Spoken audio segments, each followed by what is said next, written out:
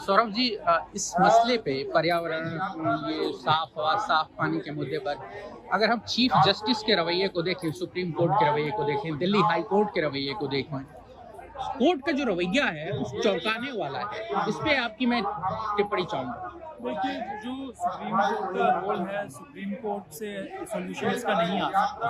40 साल से supreme court air pollution पे काम कर रही है, दिल्ली के एयर पोल्यूशन पे, लेकिन कुछ हुआ क्या? आज भी उतना ही हर साल बदतर पे बदतर होते जा रहे हैं हमारा हवा। तो answer has to come from the political regime. जो पॉलिटिकल रेजिम है उनको लेना पड़ेगा, एंड सिर्फ दिल्ली के पॉलिटिकल रेजिम नहीं, सारे स्टेट्स के पॉलिटिकल रेजिम को एक साथ बैठ के एकजुट होकर इसका सोल्यूशन निकालना पड़ेगा। एंड हम चाहते हैं, यहाँ पे जो भी जितने भी लोग जुड़े, सब चाहते हैं कि जो सेंट्रल गवर्नमेंट है वो इस फाइट को स्टीयर करे, क्योंकि सेंट्रल गवर्नमेंट को कोऑर्डिनेट करना पड़ेगा।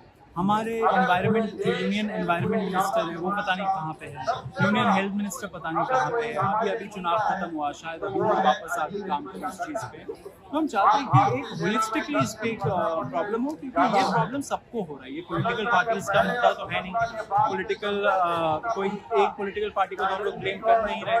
तो बात यही है कि सब लोग को एकजुट होकर करना पड़ेगा। सरकार को भी ये देखना चाहिए कि लोग यहाँ पे है क्योंकि लोग परेशान हो गए। एक चीज थी स्वतः संज्ञान सुयोमोटो, कोर्ट लेता था जब उसे लगता था कि प्रॉब्लम है। अगर आज आप सुबह सो करके बंद कमरे में उठें तो आप जलन होती है सांस लेने में।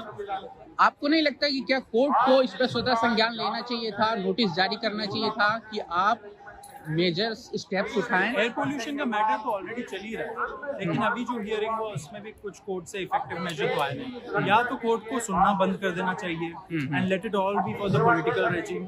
लेकिन अगर आप सुन रहे हो तो आप अच्छे से सुनो, थोड़ा इफेक्टिव पॉलिसी मेजर्स आप ऑर्डर करो, लेकिन वो भी नहीं हो रहा है। तो सुप्रीम कोर्ट का रोल यहाँ पे पता है क्या हो गया? यहाँ पे सुप्रीम कोर्ट एक सेफ्टी वाल्व की तरह काम कर रहा है। Exactly. लोगों का जो ये हीट है, जो प्रेशर है, जो अपने पॉलिटिकल रेजिम पे डेमोक्रेटिकली वो दिखाते हैं, वो स्टीम का वो हटा देते हैं, क्योंकि लोगों को लगता है अच्छा सुप्रीम कोर्ट तो सुन ही रहा है मामला।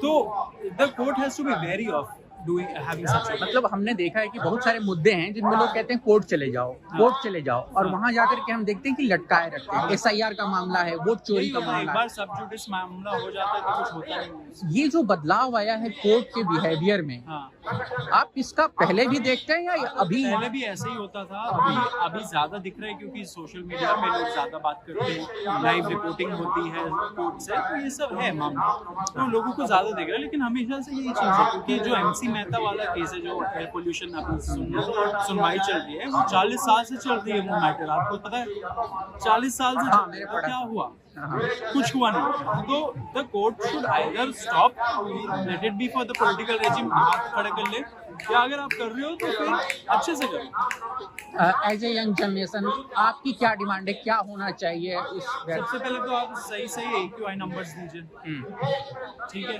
वो AQI फर्ज मत करिए, क्योंकि लोगों को अपने आप को भी बचाना है। आप तो बचा नहीं रहे हो, सरकार बचा नहीं रही है, तो अपने आप को ही बचाए, AQI नंबर सही देखिए। दूसरी बात कि लॉन्ग टर्म पॉलिसी मेजर्स होने चाहिए, वेहिकुलर एमिशंस को कैसे कम करें, थोड़ा दूसरे अंतर्राष्ट्रीय जो एग्जांपल्स हैं उनसे आप सीखिए, बीजिंग से सीखिए, लॉस एंजलिस से सीखिए। यहाँ पे उन्होंने 10 साल 15 साल में काबू पा लिया एयर पोल्यूशन। एक चीज अभी कल मैं पढ़ रहा था, CJI गवई ने कहा कि जुडिशियल एक्टिविज्म, हम देख रहे हैं कि चंद्रचूड़ के टाइम से ही ये बातें आ रही हैं, जुडिशियल एक्टिविज्म न करिए।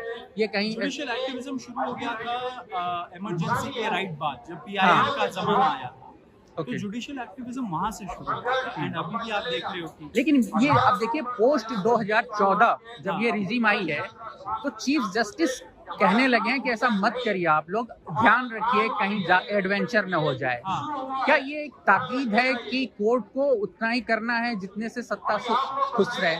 तो हम देख ही रहे कि सुप्रीम कोर्ट काफी इस सरकार के सामने वीक तो नजर आती है, एंड हमेशा ये हिस्टोरिक ट्रेंड भी रहा है कि जब सरकार सेंट्रल गवर्नमेंट मजबूत होती है, मेजॉरिटी के साथ आती है, तब सुप्रीम कोर्ट थोड़ी वीक पड़ जाती है। लेकिन ऐसे ही तो मोमेंट पे हमें एक स्ट्रॉन्ग सुप्रीम कोर्ट चाहिए, जब एक स्ट्रॉन्ग एग्जीक्यूटिव हो।